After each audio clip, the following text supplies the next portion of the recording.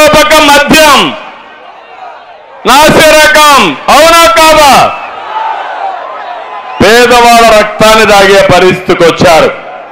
ఎక్కడ చూసినా ఇష్ట ప్రకారం మద్యం కానీ మైన్స్ లో కానీ కుంభకోణాలు జరిగే పరిస్థితి వస్తా ఉంది. లక్షల కోట్ల రూపాయలు కుంభకోణాలు చేస్తున్నారు.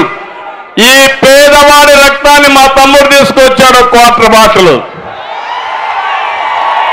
తప్పకుండా మందు బాబులకందరికీ శుభవార్త, రేట్లు తగ్గిస్తా, నాణ్యమైనటువంటి మద్యం వస్తుంది. మీ జీవితాలతో ఆడుకోను. రోజంతా కష్టపడి కొంతమంది శారీరక బాధలు మర్చిపోవాలని సాయంత్రం అయితే ఒక క్వార్టర్ బాటిల్లో దాంట్లో ఆఫ్ వేసుకోవాలనుకుంటే ఈ దుర్మార్గుడు మిమ్మల్ని దోచేస్తున్నాడు. జలగా మరగా మీ రక్తం తాగుతున్నాడు. తప్పకుండా నేను అండగా ఉంటా.